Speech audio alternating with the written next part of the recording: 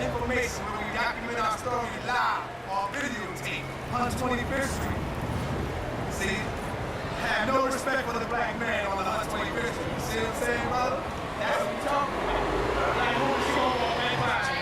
No respect for the black man. See that?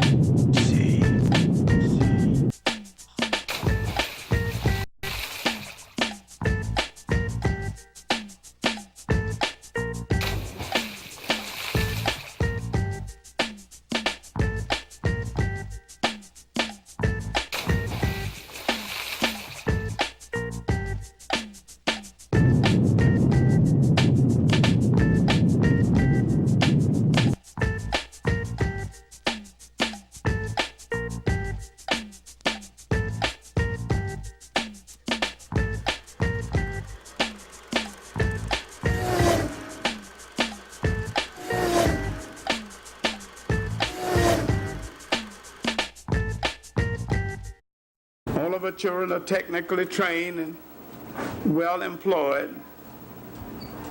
I guess that's progress of a sort. Now, let's go to the subject. And the subject for tonight is, are we ready for the 21st century? Now, I could answer the question in the negative and go on home, because I know we're not ready, and you know we're not ready.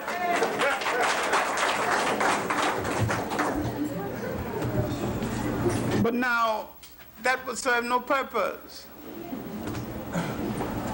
I must deal with how we got to the point after 500 years of not being ready. And what did we lose that makes us not ready, and how will we get it back? We lost a lot of our mentality. Professor Van Sertima said that they locked us into a 500-year room. They cut us off from the great history we had made before we knew of the existence of Europeans.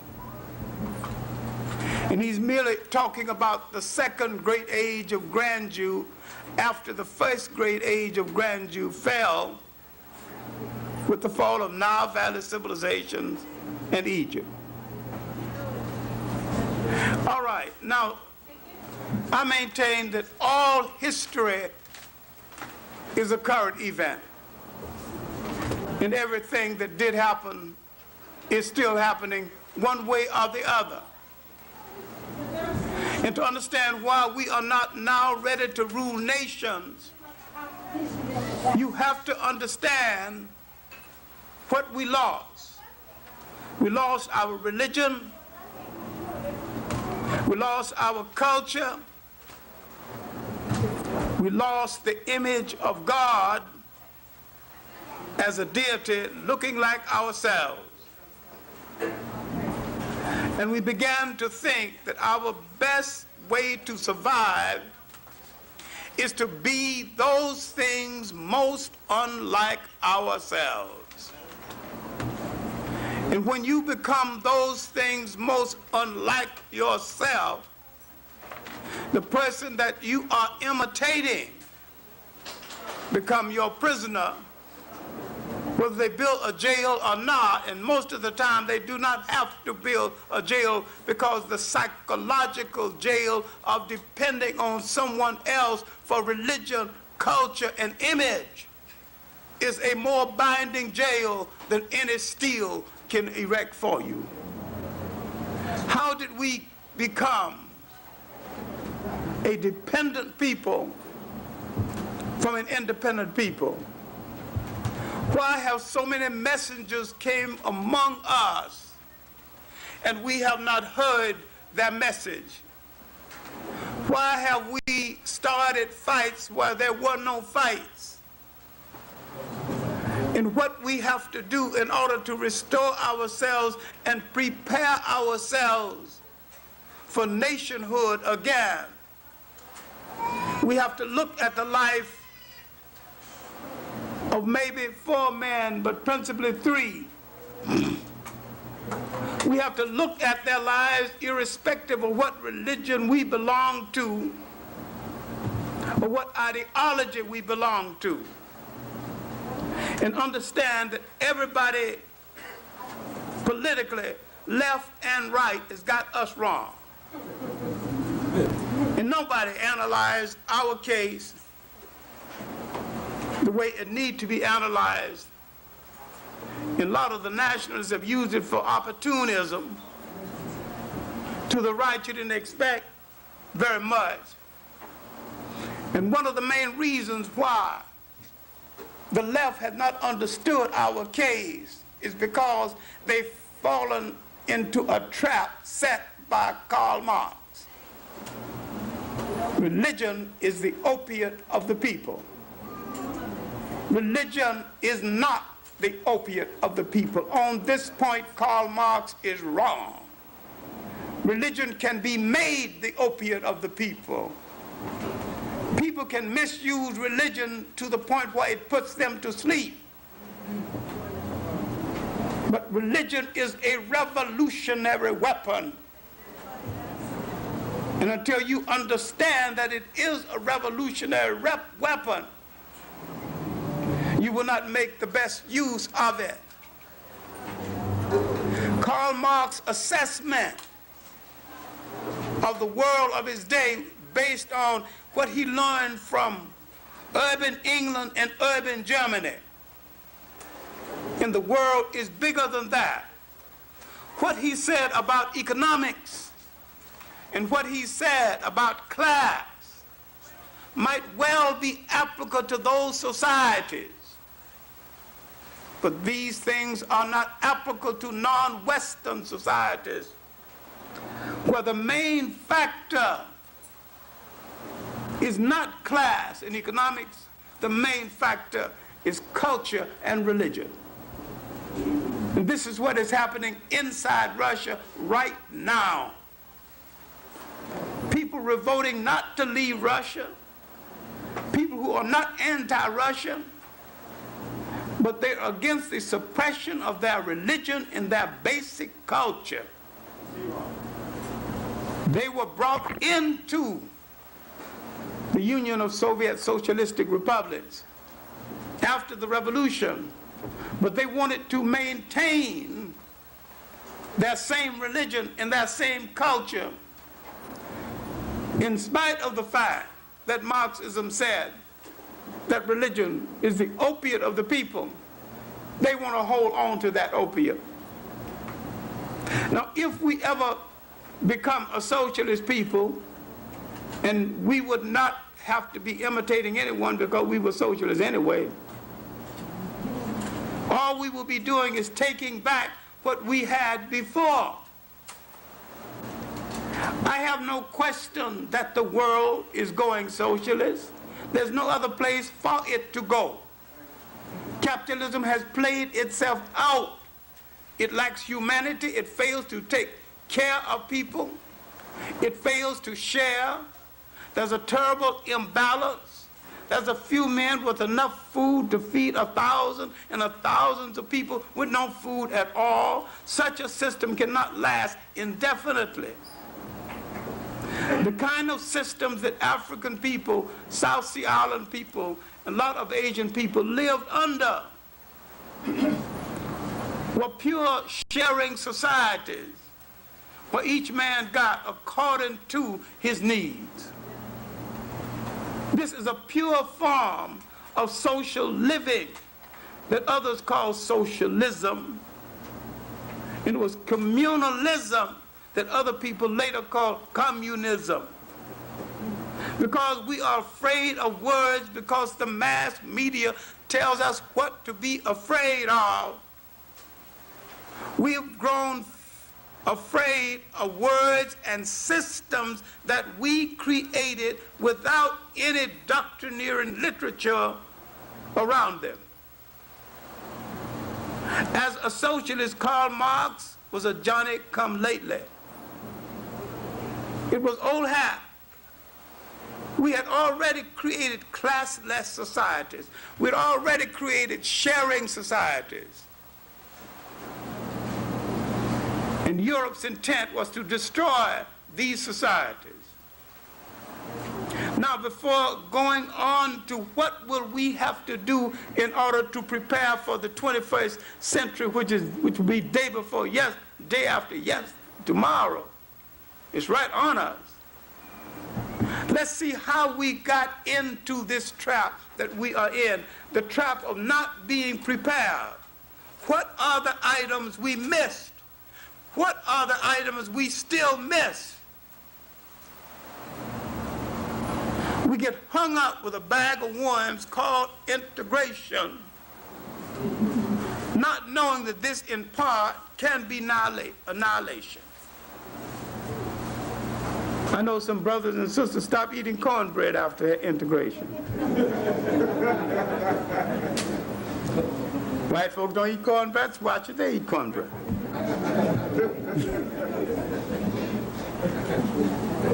That's imitation and not innovation. Those things dearest to you, those things that sustain you, must be continued. The Jewish people are integrated into the total society. You go to Brandeis, it is clear at Brandeis that you are going to a university that was founded by Jews for the best interest of Jews, and that it will stay that way. And if you don't like it, let the door hit you. They don't change one iota to suit anybody. Now, if you want to go to the university the way it is, all well and good. But if you want to change it, you've got trouble. They didn't change Einstein Medical School, and they're not going to. These universities are still going to be Zionist universities. I have nothing against that. I can deal with that. But shouldn't we have one or several or all so-called black universities dedicated to black people the world over? How many black universities are teaching an African language? How many black universities have in-depth courses on what happened to Africa? And how many would dare mention our Holocaust that started before? And how many black professors would have enough nerve to say that the people who were trapped into the German Holocaust participated in every aspect of our Holocaust that's still going on, and they're participating in every aspect of it right now.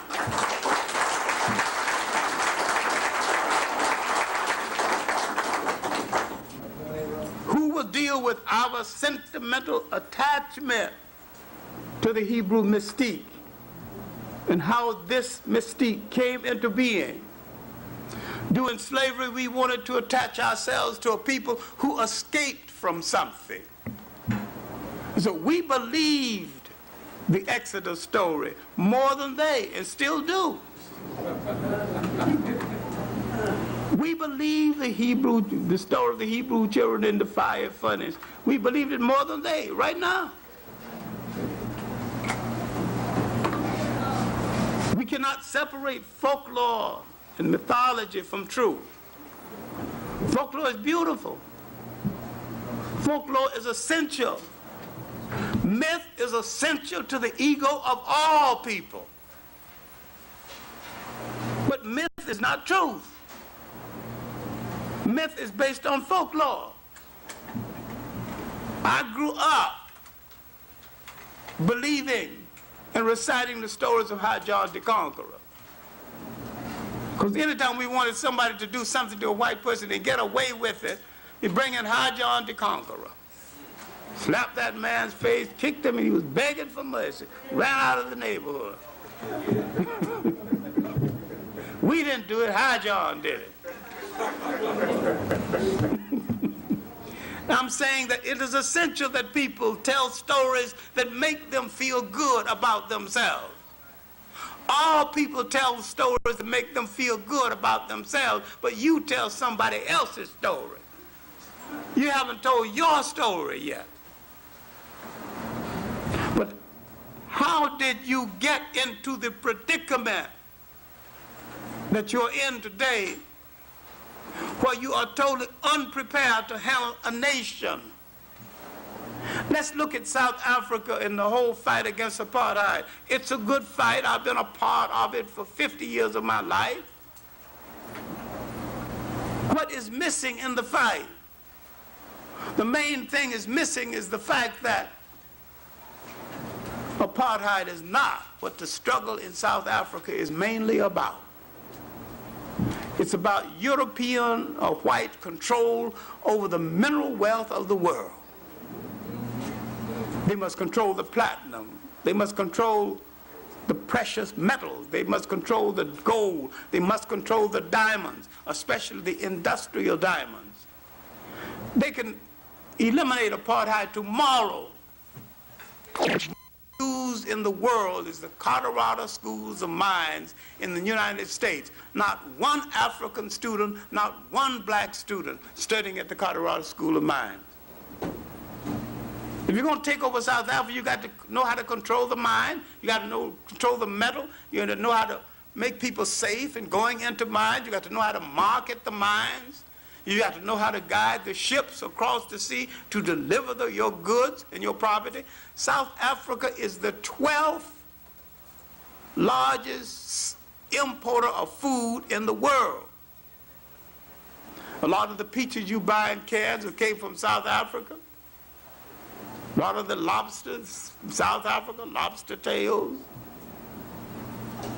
Now, if you're going to take over South Africa, you don't know how to handle the fields, then all you will have to do is to call them back to show you how to do it. How many people do you have who can fix an elevator? What I am talking about tonight is how you lost the concept of controlling a nation. Until you get back the concept of nation formation and nation management, you're going to have difficulty with or without apartheid. I don't question that apartheid is brutal. I'm fighting it the same as everybody else, but I know that's not the whole picture. You have to prepare to control every single item in a nation that needs to hold that nation together. How many locksmiths you got there? People have to be trained in every aspect of nation management, including sweeping of the street, sewage system, drainage system, water supplies, all of this. This makes up a nation. Now, the black man I want you to look at again,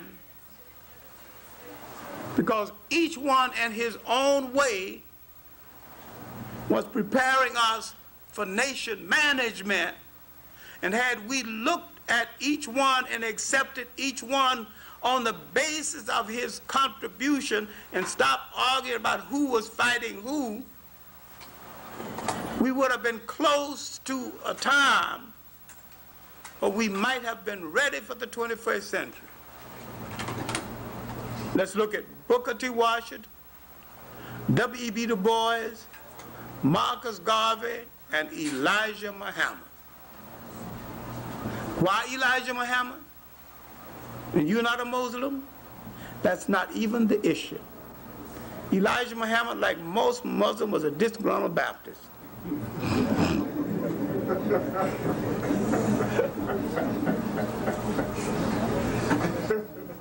And if you ever went to see one of his speeches, if you ever saw Malcolm X at the mosque and go to a Baptist church, you see the response, back and forth, a typical Baptist response. They don't let the minister stand there and preach a whole good sermon without letting him know that you're on the mark, brother. You know, that's God's word. It goes back and for? Yeah, brother. Yes, you. That's all right. Make it plain now. When you see the same thing happening among Muslims, they've got on a Muslim veneer, just a coat, but beneath it all, they're the same Baptists that they left. They're just angry with the religion of the oppressor, the religion that the oppressor adapted but never practiced. Now, when we go back now and look at Booker T. Washington, look at the school at Tuskegee, he was preparing black people to sustain themselves on a nation basis. You live in a brick house, own a brick yard, learn how to manage a brick yard. You wear shoes made of leather, learn how to tan leather, learn how to take leather straight from a cow, tan it and make it into a good shoe. Many students walked to Tuskegee. They were so poor. They walked across 3 states and got to Tuskegee. They're barefooted. And what did Booker T. Washington do? Started a shoe repair shop and later a shop showing people how to design shoes. Most of the black orthopedic shoe makers in this country were trained at Tuskegee. I'm talking about the craft that you need in order to run a whole nation. And you got people here with PhDs that couldn't even design a crutch. People with PhDs, technicians, can't even make a carpet. No, can't put the roof on a house. He's got a PhD now, an academic passport. I'm talking about we went wrong educationally.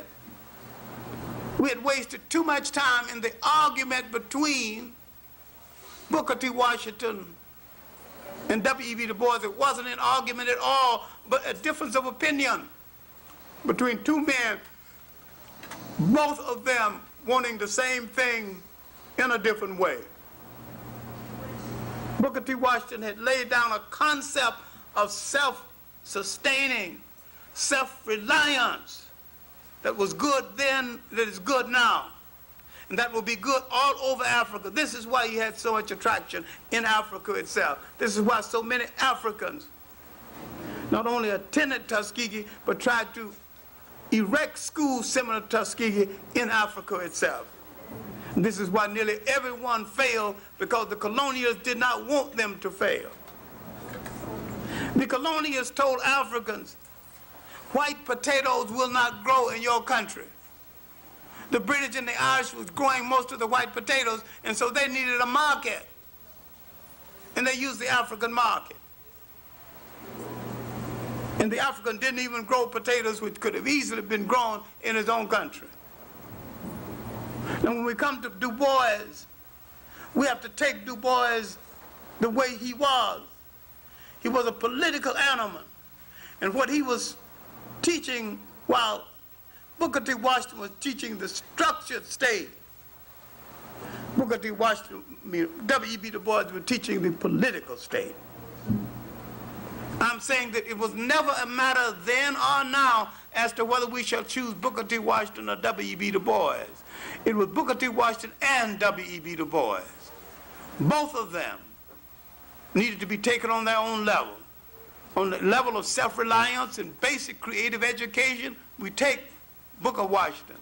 On the level of the political state, we take W.E.B. Du Bois. There was no contradiction one to the other. Marcus Garvey would broaden the base of all of this by advocating a total relationship of African people throughout the world, the ultimate Pan-Africanist.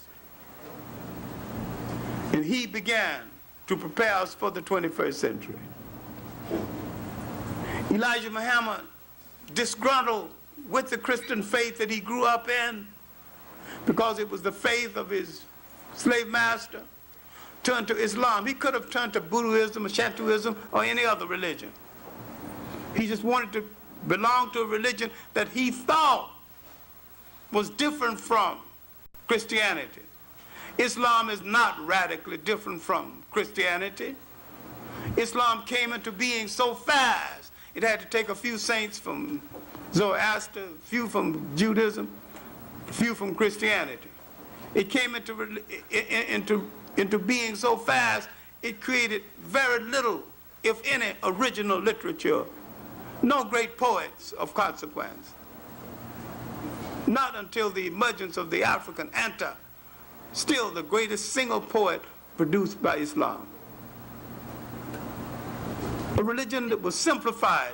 One of the reasons why it could spread so fast, it was very simple, not complicated, no catechism. Then there was a strange kind of a crude equality within this religion, partly still there. If they're beating you for being an infidel, and if in the midst of this you cry out allegiance to Allah, then they stop beating you and give you the whip they were using on you, then you take your whip and join another thug and go beat somebody else into submission. You're equal to the thug who was beating you because you was not a Christian or a Muslim. Now that you're a Muslim, you can go out and beat somebody else. You don't have the same equality in Christianity. You can cry that you're Christian all you want to, but ain't no white man gonna join you to go beat another white man who's not a Christian. Ain't gonna do it. Now, Elijah Muhammad created a rough-hued Islam that resembles Islam like mist resembles rain. And yet he created a workable Islam that attracted a whole lot of people and made a whole lot of people feel whole again and complete again. People who had given up on themselves began to have faith in themselves again. He made a major contribution to the rescue of thousands of African people who otherwise would not have been rescued. He did not have to steal from the little church or the big church, the little lodge or the big lodge. The people out there that he attracted didn't belong to any of it. They were like the locusts that have no king. There was no head to them, and they were moving without direction, and he gave them direction. Never mind whether he was orthodox or not orthodox. He was orthodox in the sense that he got results, and he made people feel whole again, human beings again. And we need to reconsider him whether we like Islam or not. When I discovered universal spirituality, I knew then that I could take or leave any religion on earth and still be as spiritual as any person that walks this earth. All of it belongs to me one way or the other. And I can go in and out of all of it, pick the values and do the criticism. And don't feel bad about any of it at all, because I have found my own way to personal salvation. It does not interfere with anyone else's. Every single day of my life, I will try to do something for someone other than myself without expecting any material return. All right.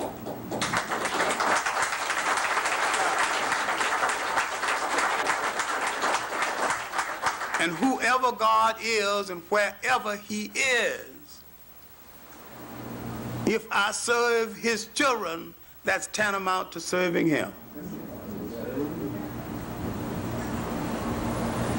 All right, now, let's look at the world before we had the difficulty, before we were in what Van Sertima called the 500-year room. How did we get into this 500-year room that we are into right now, dependent on other people to do our thinking? What did happen to our minds, but what more important happened to our nations? Let's look at the world 1400 to 1600. This is the 200-year turning point in world history. This 200-year turning point in world history when Europe came out of the Middle Ages, came out into the world and wanted to dominate everything. When they were looking for routes to the east, looking for some way to find food. Europe had come out of the Middle Ages or the Dark Ages, people poor, land poor, and resource poor. They not only began to colonize the world, they began to colonize information about the world. They colonized education, and then they made us forget what we still have not understood, is that education has but one honorable purpose, one alone. Everything else is a waste of time. Education is supposed to train the student to be an honorable handler of power. Any education that fails to teach you how to control power is a waste of your time. If you play the piano well, you are controlling power. You're controlling the tune. You're controlling the direction. You're controlling the melody of it. You're bringing in the sound when you want it brought in the manner of your training and choice. So all education that is honest is education for power. We did not see what they were doing to us, and we did not see what they were doing to the world. And we did not see then what we still do not see. Powerful people cannot afford to train you in how to take their power away from them.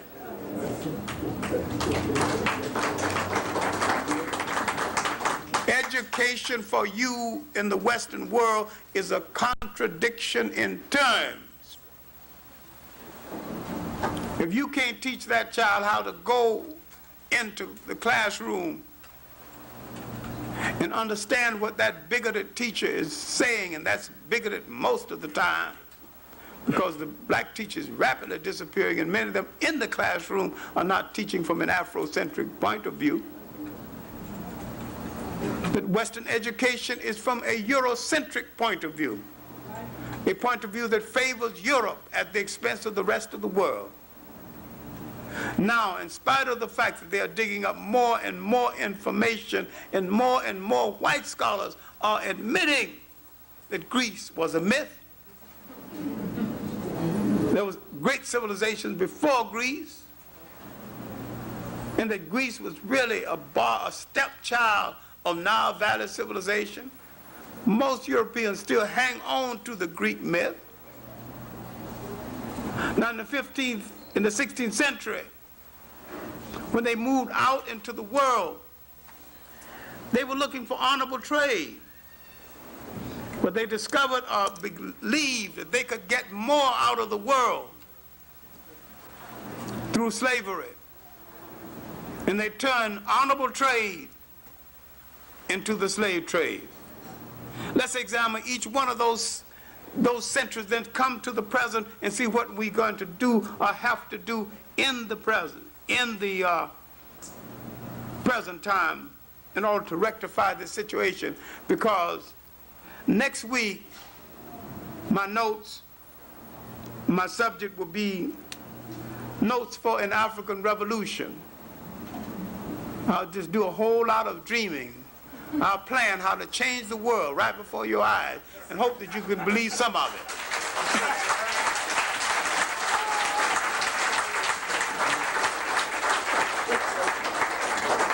But let's look at the changing of our world. Egypt had fallen and was bastardized, and still is. We have not dealt with bastardization as an aspect of conquest. We have not dealt with sexual conquest. We have not dealt with the use and the misuse of the African woman in relationship to conquerors.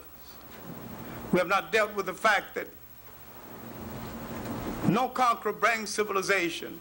They bring their way of life and they call it civilization. No people ever spread any civilization anywhere at any time.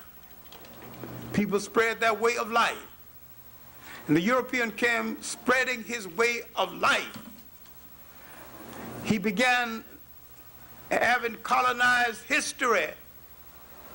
He colonized an item that still got us trapped. He colonized the image of God. And he began to change the image from black to white. And this took place after the conference at Nicaea, 332 AD. Up to this point, Europeans were basically ignorant of what Christianity was. They're basically ignorant of it now. Because they cannot separate Christianity from Christendom. Temples were not something that you went to a certain day of the week. It was there all of the time. It was, religion was, spirituality was the all-encompassing influence in your total existence, even determine your diet sometimes. The European developed a political instrument that I call Christendom. An instrument to justify and rationalize their control of the world. You have to read some books on the conference at Nicaea and the conflict between Europeans and Europeans.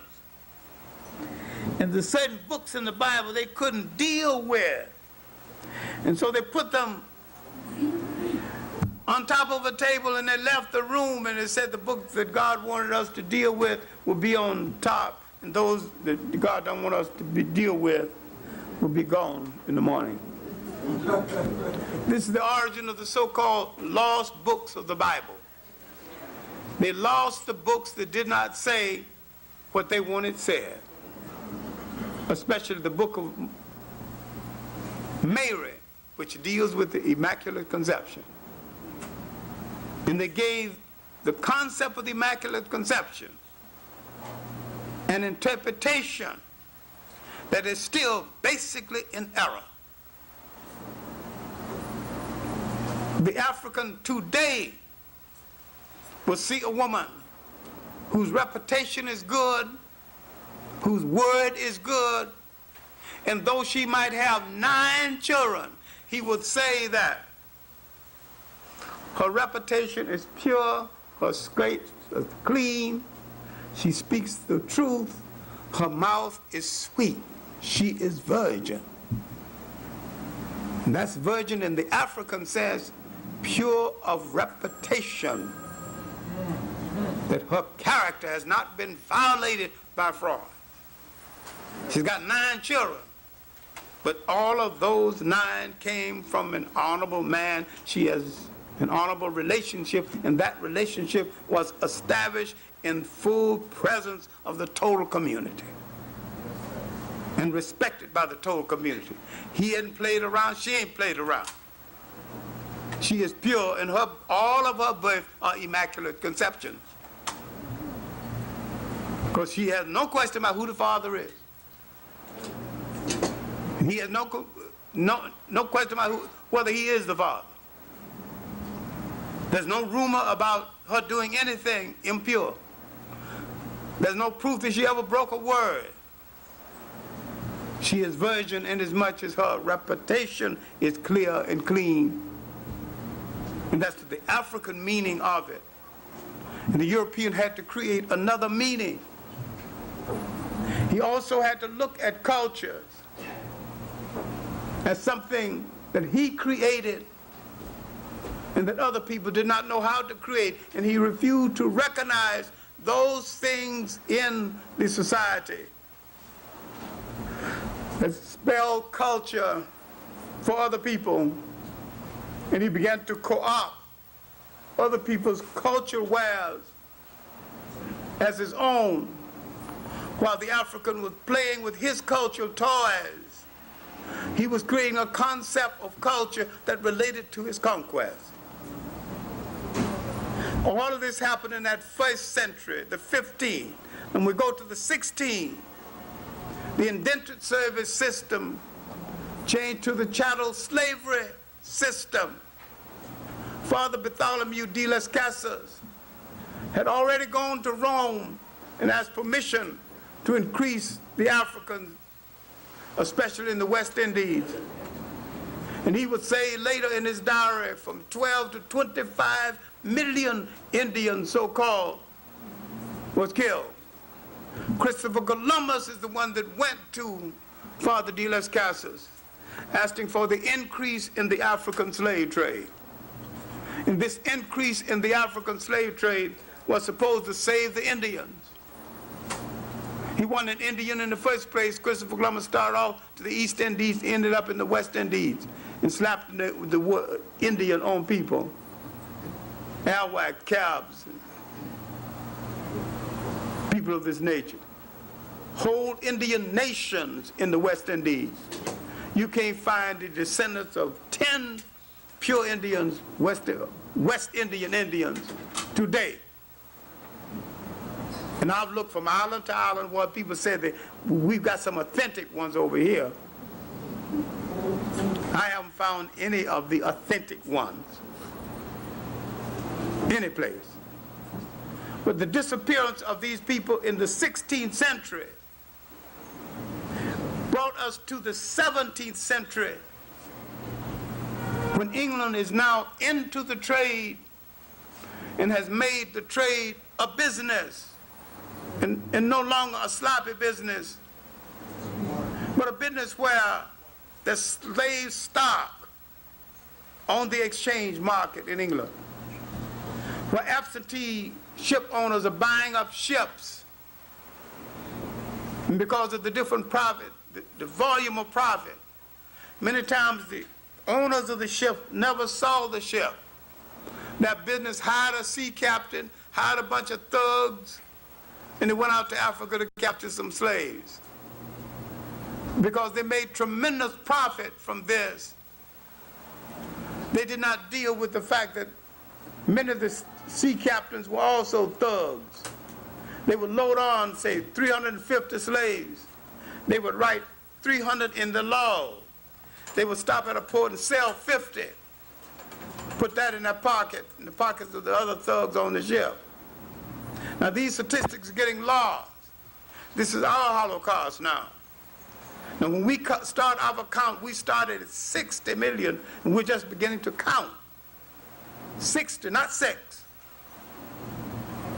What you have to understand is what our Holocaust was and what their Holocaust was. Their Holocaust was European racism had spun itself out inside of Europe, turned inward on itself. It was a terrible family dispute. So was the French Revolution. It wasn't a revolution at all. So was the American Revolution, not a revolution at all, but a dispute between two branches of the family over who will control, the young one and the old one. The French Revolution was a dispute between two levels of aristocrats. And because the working class people saw these aristocrats chopping off each other's head, they had the illusion that this was being done for them. The condition of the French working class did not improve one iota because of the French Revolution. Now when we come to the 18th century, new civilization, new ways of life was being developed in the Americas, the Caribbean islands, and eventually in the United States. But the United States is not in existence until a little later. Whole new ways of life, African being in the United States, except in New Orleans, being stripped of his Africanness, his African religion, his African gods. All these things are now being taken away from the African. His basic African values are being taken away. And yet in the West Indies and in South America, they managed to hold on to more than in the United States, principally because of the buying habits. Now, when we come to the 19th century, we need to pause, because this is the beginning of the Pan-African age. This is the time when Africans the world over began to try to reclaim their African self. It's the period of the great slave revolts in the Caribbean islands, especially Jamaica and in Haiti. Period of the revolts in Brazil, Palmares, and Bahia. Period of the last aspect of the Berbice revolt in what is now Guyana. The period of the so-called Bush Negro revolt, not only throughout the Guyanas, but throughout the top of South America. Period of escaped slaves and the independent blacks in the Caribbean islands and in the United States. The period when Prince Hall would bring into being the Black Masons, he called the African Lodge. The period of cooperation between Caribbean freedom fighters and Black American freedom fighters. The period when the British technician in the West Indies would either lose out or die out, and the local African technician would come into ascendancy, being skilled in the fixing of mills and wheels, sugar mills and the like, wagon masters. This is the beginning of the Caribbean free man, now making an alliance with the Black American free man in New England. This is how Prince Hall from Barbados got here, Peter Ogden from Antigua, who found the Odd Fellows, John B. Russwurm, another Jamaican, one of the editors of Freedom Journal, Robert Campbell, another Jamaican, who went with Martin Delany to search for a place for the settlement. And yet, it is in the 19th century that African people the world over began to try to reclaim their concept of nationhood. Because this is something we would lose in the 20th century, and this is something we are confused about right now. Whether we shall be a part of something that belongs to others or establish something that is distinctly our own. When we were confused on that point, we were confused about nations, and we were ill preparing ourselves to behave in the 21st century that will soon be upon us.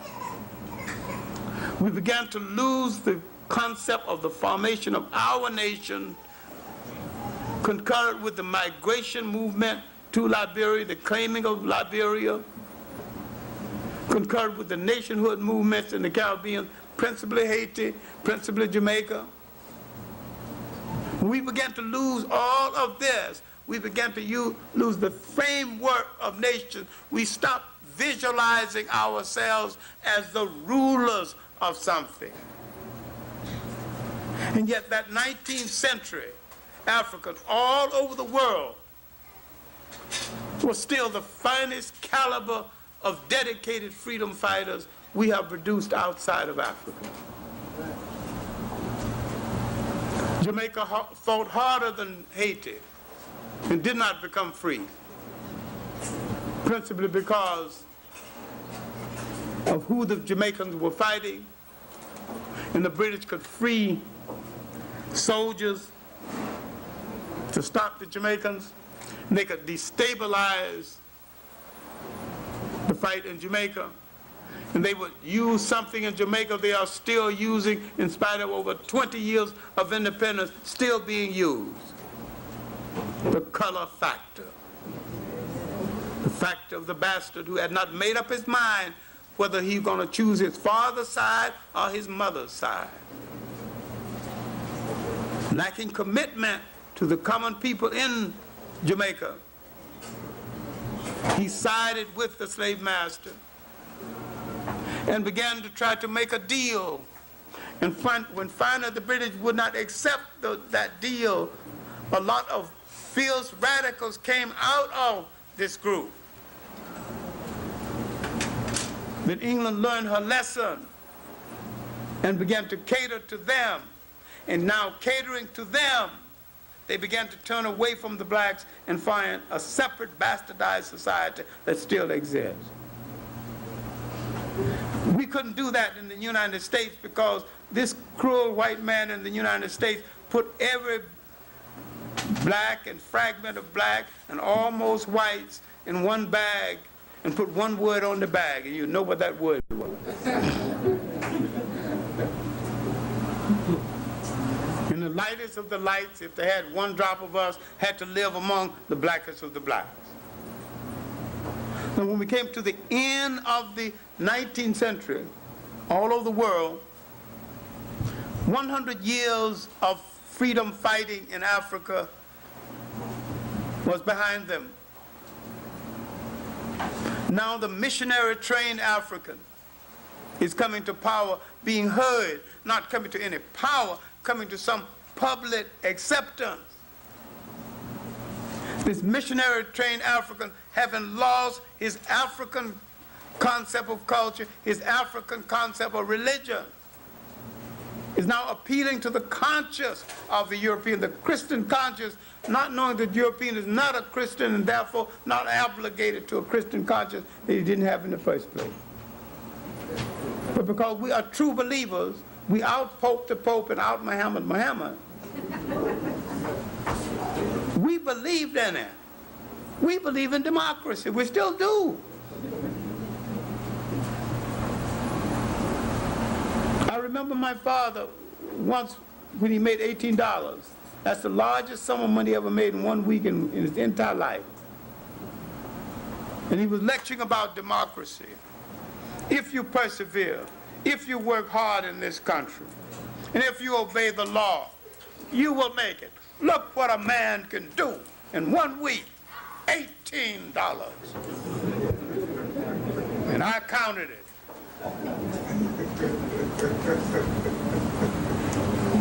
I tried to forget the scene, tried to forget the lecture. And one day down in Texas, I gave a birthday party for some nice-looking, tall brown frame. Rented a nightclub.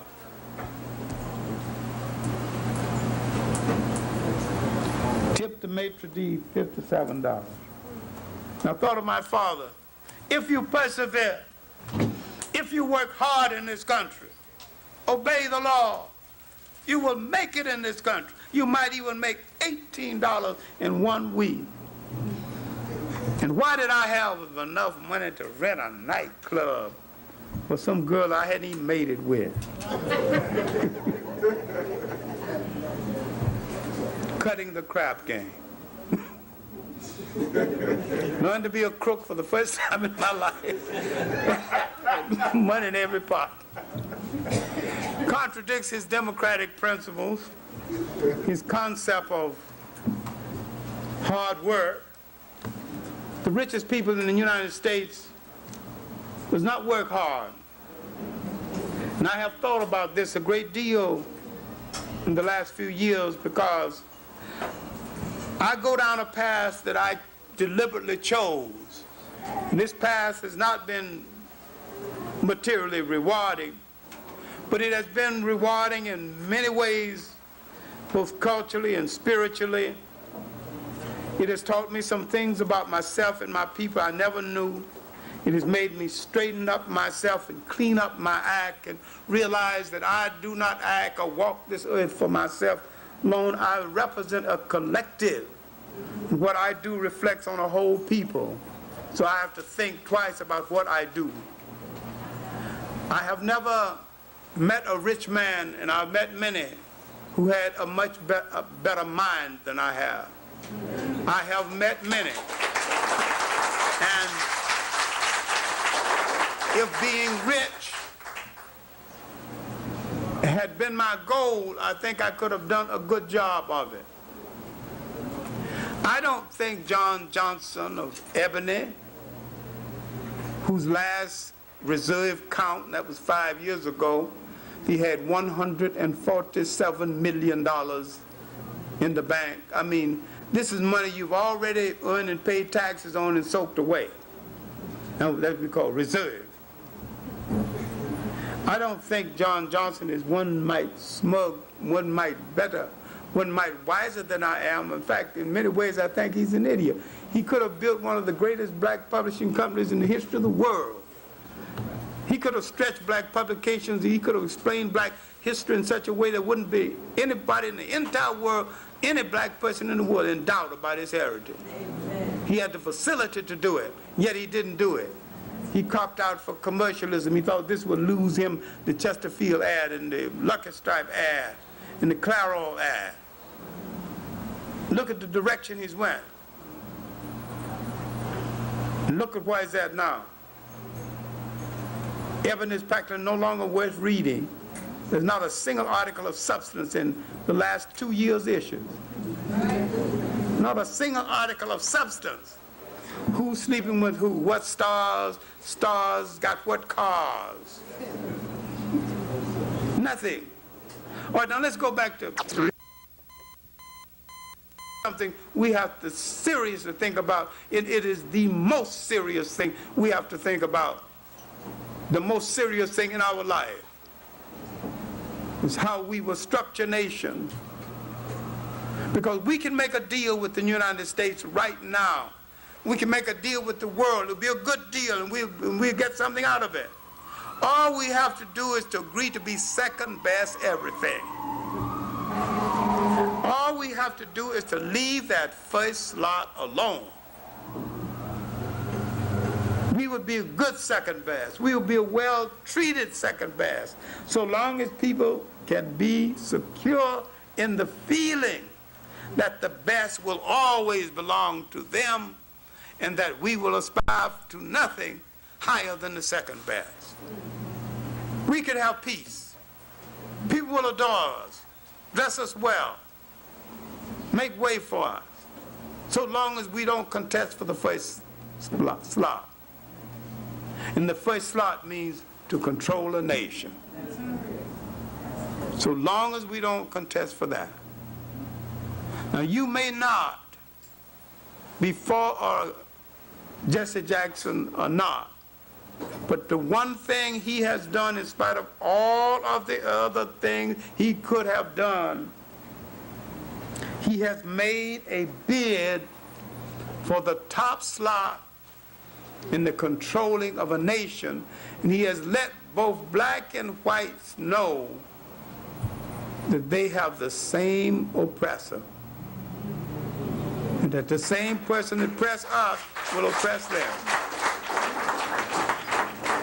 and that a political coalition is possible that can change this country and the world around, and they have nothing to lose but their subservience.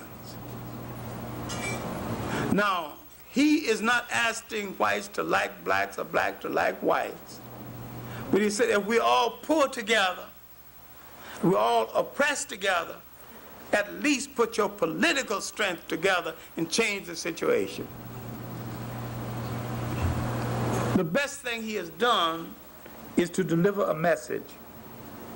And that message will hold whether he wins or loses. And we are not so naive as to think that anybody is going to let a black man rule this country. Ain't going to let a chromo, people whose name end with I and O not going to rule either. Jews not going to rule either. Women not going to rule either. This country was found for free white Protestant males, middle class and up, those who agreed with the prevailing status quo and who owned property. That's who owned it in the beginning, and that's who owned it now. That's who controlled it in the beginning, and that's who control it now. And they intend to forever keep it that way. There are other white groups, alleged white groups, who are servants to the Gentiles.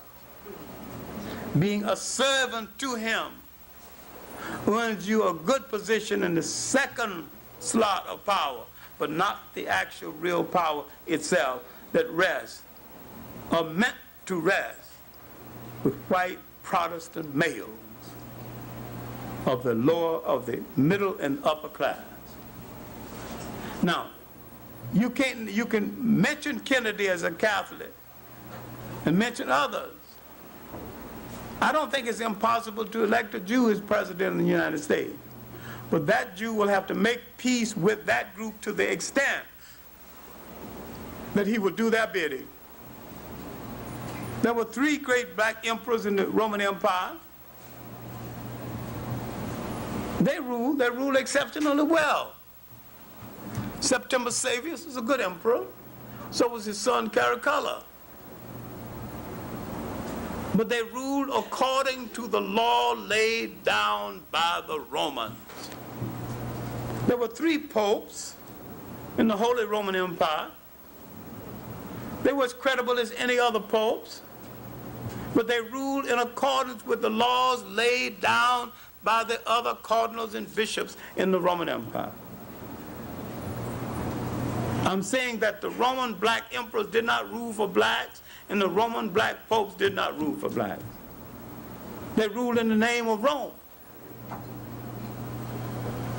You can be anything in the power structure if you agree to maintain the structure as laid down by white male Protestants.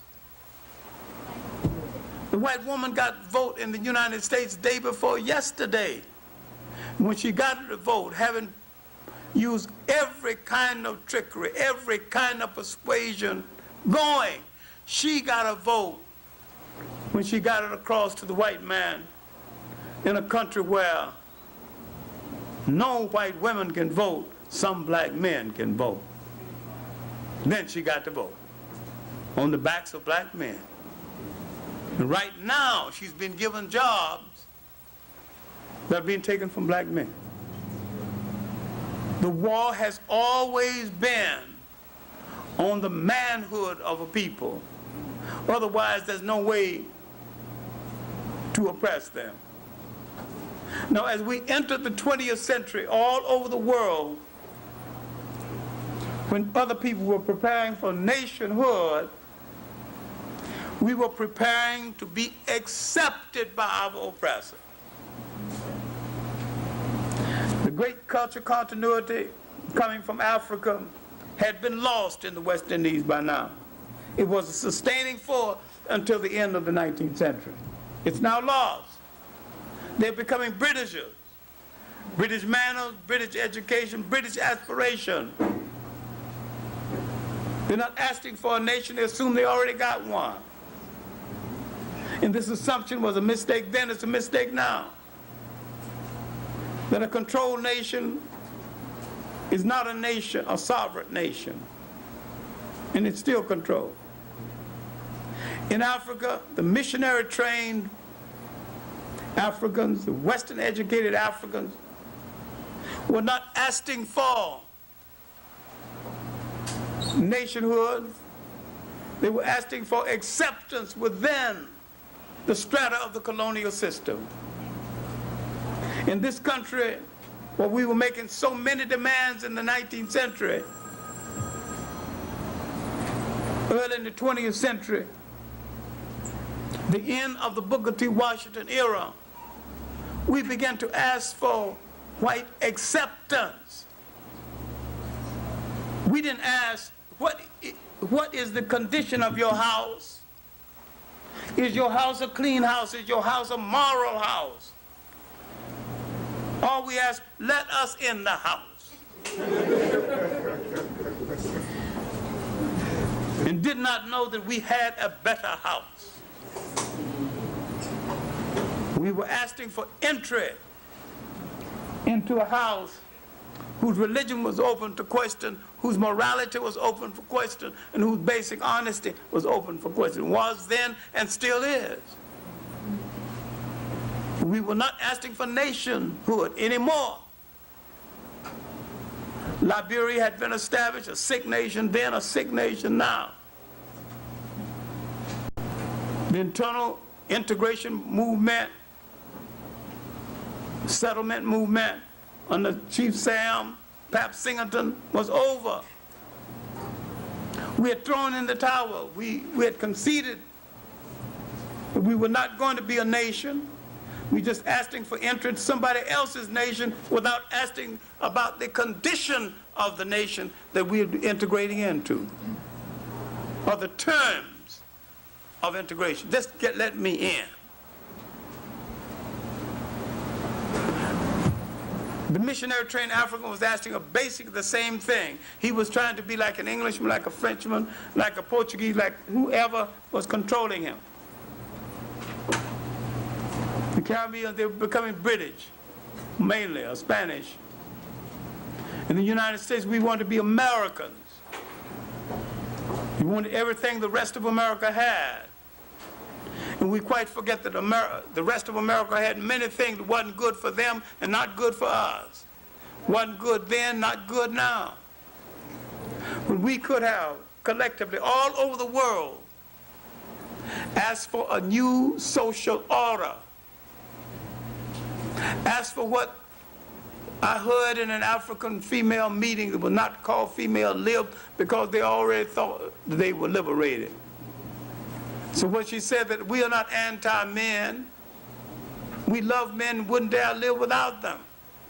But what we are calling for is to renegotiate the terms of our relationship.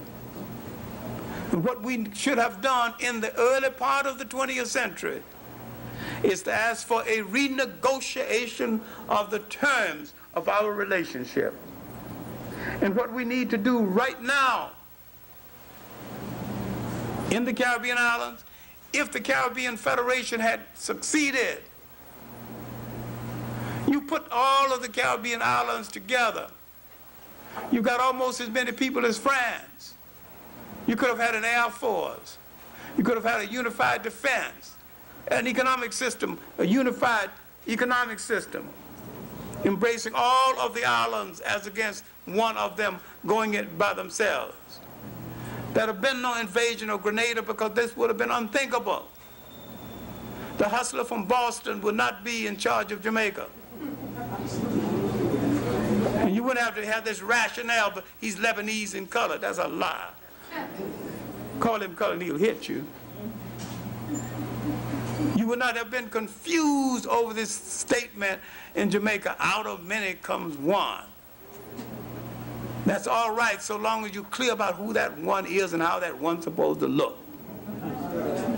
That one's supposed to look like me with the stamp of Africa on his face. Out of many can come one, but you better be clear about who that one is.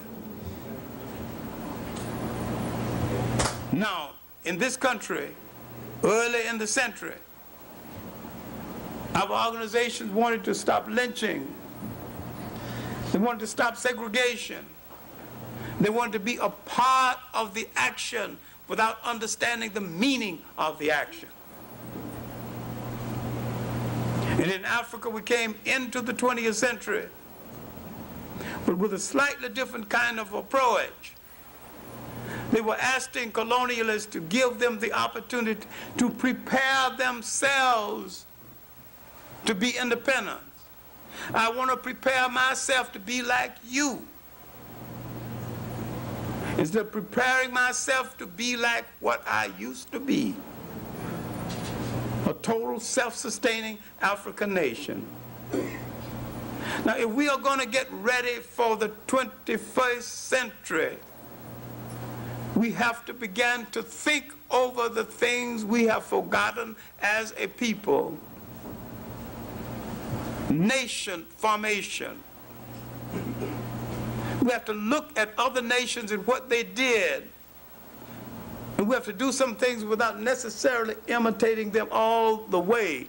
We have to study the rise of modern Japan that didn't even have a decent wheelbarrow 200 years ago. Now look at them. What did it for them?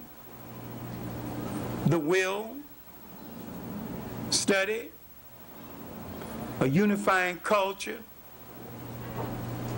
and a need to show other people that they can be self-sustaining and would be self-sustaining, and that they could learn anything that was necessary to be learned in order to sustain themselves as a nation. Militarily, as early as 1905, they had stood up to Japan, stood up to Russia, and defeated her. Now their spirit was good, and they're on their way. They would send their children to the leading schools of the world and bring back the technology, and they would combine that and add some creativity of their own and create enough technology to take on the United States in the Battle of Pearl Harbor. Now, I am not dealing with the rightness and the wrongness of their action. I am dealing with the fact that their action proved that they understood the thing that we still have to understand: nation formation and nation management. That we have to have the will, we have to have the intent. We cannot start silly arguments about how it should go.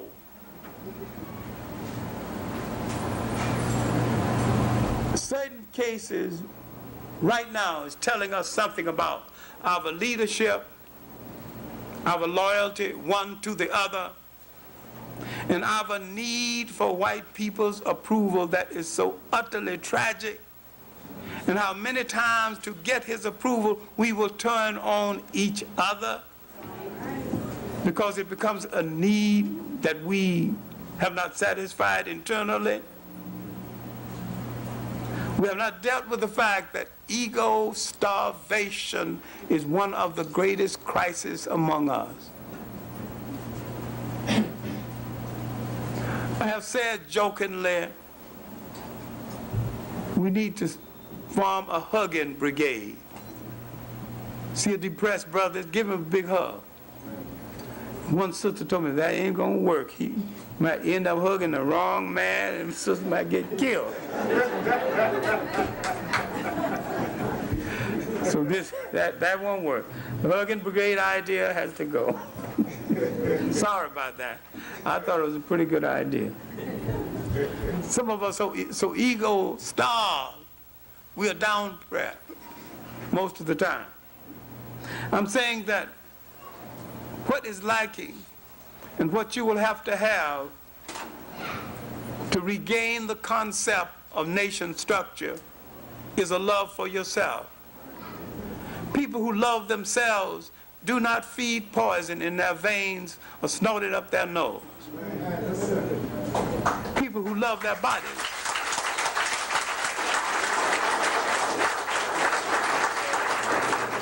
people who love their bodies do not do this to their bodies and to pollute their bodies with junk and have to give birth to a defective child.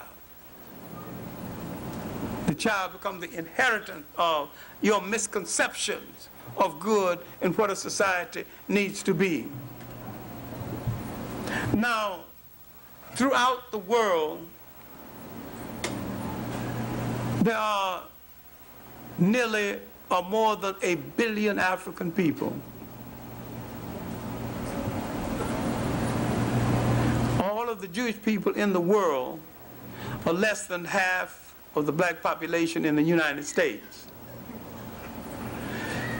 It is no mystery that they get 10 times more aid than all the black nations in the world put together. They got their political thing together, we don't have ours together. What we have to do is to look deep into ourselves. We have to understand what slavery did to us and what oppression did more. It broke up our loyalty system, and it broke up the system when we liked what we see in the mirror. When Michael Jackson mutilated his face, changed that beautiful nose, those nice, lush, broad lips into thin, Mediterranean type lips. He was saying he don't like what his mother and father did. And when you don't like what your mother and father did for you physically, you are in deep difficulty. This young mixed up kid made us look in the mirror again and realize that we cannot build a world until we like ourselves and like the people we're building the world for. I think we need to start with number one. We need to start with the vast number of African people throughout the world. If we and the Chinese are the only African people in the world that can count 1 billion people, we need to begin an economic system based on those numbers. Let's build shoes for 1 billion people. Let's make shirts for 1 billion people. Let's make the facilities for 1 billion people. With all the things that need to be done within the African world, we can have full employment for the next 1,000 years. Mainly taking care of each other. Goods and services for each other. We must stop asking our children what to do. We might have to do the same thing the Japanese did under Baron Tanaka.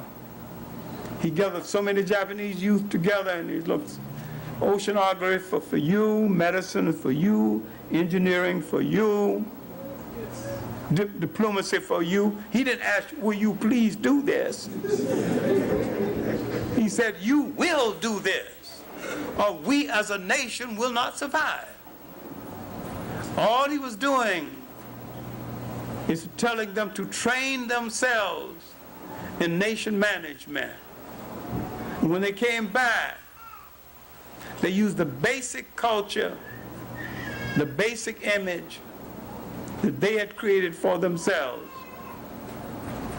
to move forward in the world by mastering other people's technique. They learned what we still have to learn.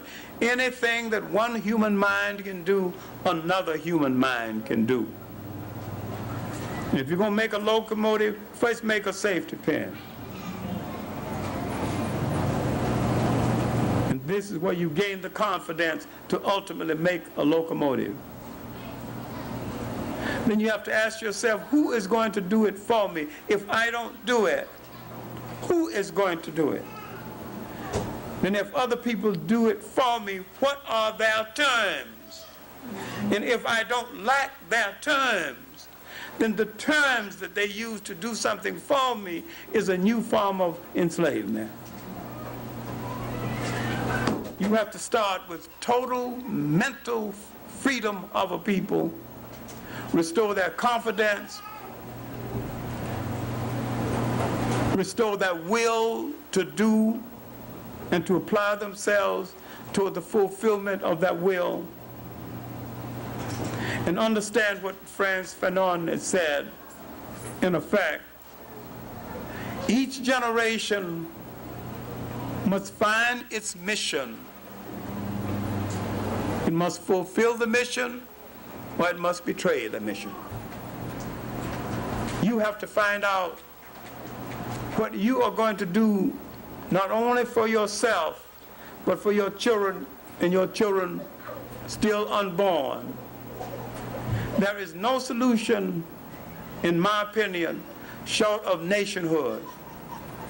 There's no solution short of an international application of Pan-Africanism. There is no solution in this country or in this side of the world if we ignore Booker T. Washington, W.E.B. Du Bois, Marcus Garvey, and Elijah Muhammad. Now, I can name 100 other people, but I am focusing on 4 men whose major emphasis was nation preparation. What you need to do is to look at the great states of the Nile Valley. Look at the great states of the Niger River Mali Sangay, Ghana, Mali Sangay. These nations lasted for over 1,000 years after Egypt has fallen. Then look at Egypt itself. Then look at the structure, the culture structure of the world, mostly taken from Nile Valley civilization.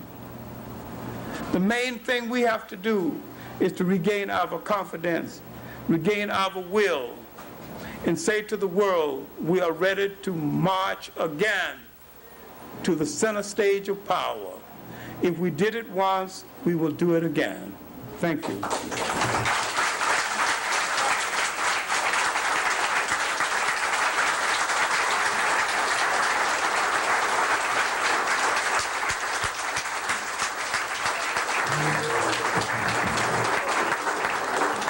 Question and answer period? Yeah, we can do that. No, we can, after you finish your announcement. About 5 minutes? 10 minutes, you said.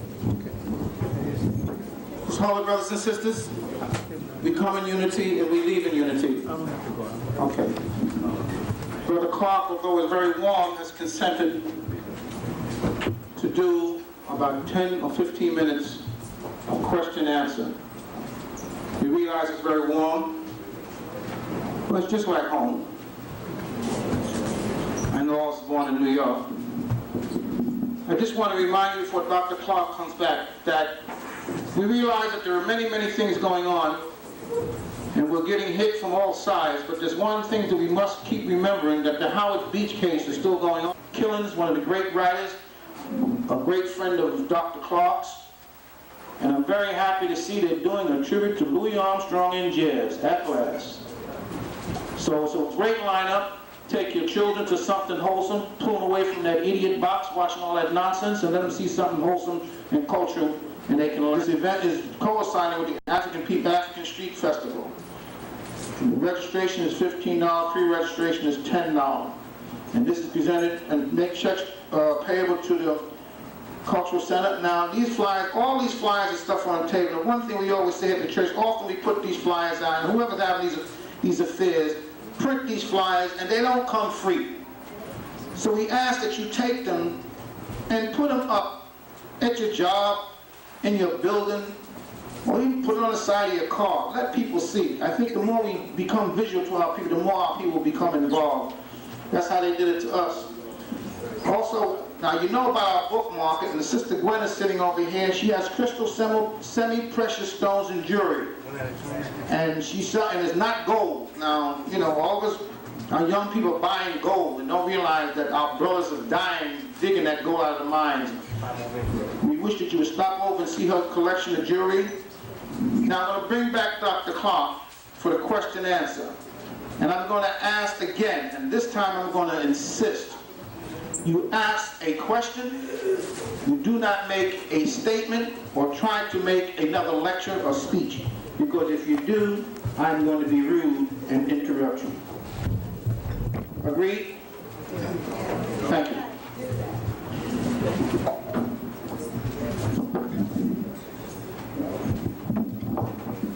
Anyone has a question for Dr. Clark? Please stand, raise your hand, or you come over here. There's no mic.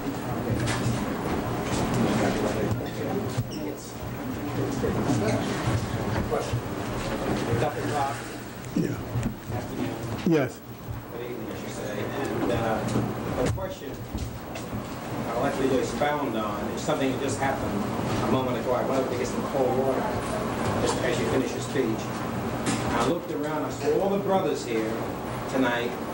I said, my gosh, I haven't seen this many brothers in a congregation since I was at Queen's Court or here, and when Rosa Parks was here speaking, or when you were here last. So my question was, would you expound and maybe clarify the point of us being three things, spiritual, mental, and physical, and somehow on a Sunday, our brothers seem to get away from the spiritual. Wednesday, the place is crowded, what I mean when I'm bringing out. Wednesday, the place is crowded. On Sunday, you may see 3 or 4 brothers into a house of worship. Well, that's a custom that really started in Europe, leaving the church to the woman and saying that the woman is good for the church, the kitchen, and the bed. This is Hitler's statement, not mine. And I think that's wrong because I think if the woman is a part of the totality of the society, the brother is supposed to be part of the same totality. And they're supposed to be here. Image-wise, I didn't even know about the church situation because in the few churches of my acquaintanceship, it balances itself off, although the sisters run the general facilities of the church, but they've always done that in the church in the Western world. Well, they don't rule the power, they generally rule the facilities. They're the power behind the throne. Well, I think the brothers like different messages at different times, and sometimes the brothers assume that they're already spiritual and don't need as much spirituality as others. It's an assumption, but probably not one word of truth in it, but it is an assumption. But I think we need equality in everything. This is an action church, and I think in an action church, you need male and female participation on the same level throughout the totality of the activity of the church. I'm afraid I cannot successfully explain the absence of brothers in the spiritual aspect of the church as against the political activist aspect, other than the fact that one is attracting them more than the other. But if I think they understood both, one would attract them just as much as the other.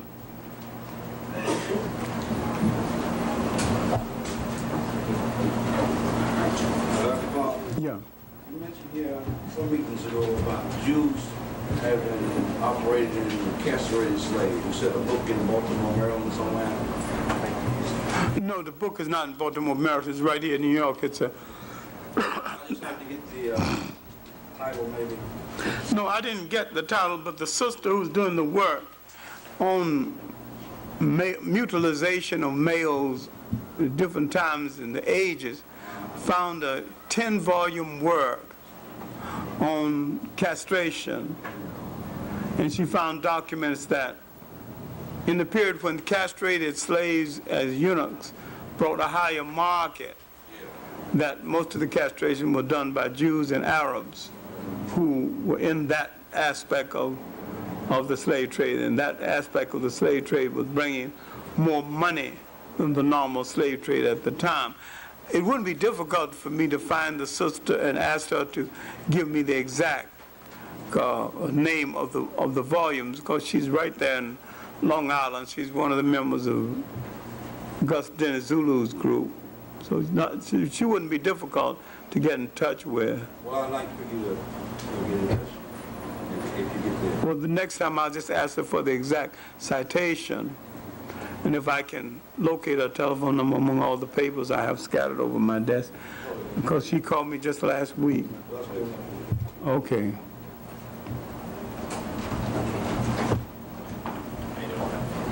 Yes. How did the Europeans really get a foothold in Africa when they first came to Africa? Was African civilization and sort of a defined mentality? Good. Africa was taken over principally because the Africans' open-mindedness in letting people in, the Africans' traditional hospitality to strangers. No African nation fell because it was in disarray. It fell because they did not understand the entry of the foreigners or the intent of the foreigners. And in West Africa, some of the states along the west coast had difficulty one with the other. At the same time, the states in inner Africa was rather stable. Now, the Arabs had already broken up the great Eastern African states by the slave trade. And the Ottoman Empire had broken up most of the North African states. At first, South Africa had not been established because South Africa wasn't established until about 1652. But the idea that Africans were in disarray and their countries were on the verge of collapse when the Europeans entered, there's no proof of that at all. While I admit there was some difficulty in the West African states, but the other states were rather stable. While the states in inner West Africa, I'm talking about coastal West Africa, while the states in inner West Africa were rather stable, the states in coastal West Africa were having some difficulties. And also, is there any evidence to confirm the belief that history goes in cycles? Have you found evidence of that? Well, I have found in my own personal study that tend to be almost 300 and 400 year cycles of history. But history, you cannot say that history moves in one cycle in favor of one people and against another people. History tends to be what people make it out to be. And history tends to be shaped by your understanding of history. If we understood right now that everywhere the European goes in the world, he wants to rule by any means necessary, and that no matter what his political belief is, no matter what he professes religion is, he wants to be in charge, and that he never shares power with anyone, and that the left shares no more power than the right in that regard. Now, when I say this, please bear in mind that for over 50 years of my life, I've been a socialist, and I intend to remain one. But I have no illusion. Racism does not stop at the door of communism and socialism. A lot of blacks don't understand that, and it is unfortunate. They think that once they are socialists in accordance to what white people say, that they're away from racism. African students have been beaten up on the streets of Russia. Some have been killed. That don't mean that I am no longer a socialist, but I'm no longer their kind of socialist. I'm a socialist looking at the indigenous values of people, the indigenous values that existed before their entry. I think we have to study all of our relationships with people in the world. And just like the African women said in that meeting, it is time that we renegotiate the terms of our relationship with everybody. That's right. I'd like to have a question dealing with us individually, personally, inside. How do you see us as African people dealing with the pseudo kind of organizations that we got, like the OAU and the kind of organizations that we have running states in Africa and throughout the African world? And what do you see as dimensions of this African nation formation thing that you want to think that we should have in the 21st century? What dimensions do you see taking as far as area and geography? Well, no, I see. He's talking about the pseudo-European organizations, such as Organization of African Unity, etc. I'm saying that you can take the idea of an Organization of African Unity is good. The Arabs have practically destroyed it because where Arabs are concerned, they're not effective, and they try to make it ineffective, make the whole organization ineffective. You have to take it and make it what you want it to be and what you need it to be. You have to look at other people. One of the reasons why Castro lasted in Cuba is he has Cubanized Marxism. One of the reasons why it lasts in China, they have Chinese-ized it. We just have to Africanize everything, turn it to be what we need it to be. No matter what it says on the paper, turn it to what we need it to be. I mean, that's the basis of what we have to do. Realize that then we have to stop caring about what other people say when we turn things into what we need it to be. They respect their nationalism. We have to demand respect for ours. Next question. The last 5 or 10 years, I've been hearing white folks try to accuse Africans of enslaving their own people. Can you expound on that somewhat as to how much activity there was enslaving our own people and selling our own people off to slave masters. Good. People, inasmuch as whites have accused us of doing it. The transatlantic slave trade was a three-continent industry involving the kind of ships Africans did not have, the kind of connections Africans did not have, the kind of guns Africans did not have. The European misinterpretation of internal servitude in Africa has been interpreted as meaning the slave trade was all right because they were in it too. There is nothing in the African system of internal servitude, and I am not denying its existence, but there is nothing in it that resembled what the Europeans did. The basic factor in the slave trade was the gun. Admittedly, and this can be proven, some corrupt Africans went into the slave and threatened to kill her if you don't raid the next village and capture some slaves for me. The Africans were caught in a bind. I'm not trying to free the African of everything that he did in the slave trade, but I'm saying that the Africans did nothing in the slave trade to justify a system as massive as this, and had no apparatus to bring off a system as massive as this. What the Europeans are trying to do is to free themselves of the guilt in the slave trade. And trying to also say that the European who lived today, the white person who lived today, had nothing to do with it. My great-great-grandfather. Every white person on the face of the earth benefited by it in some way, directly or indirectly, and some still do.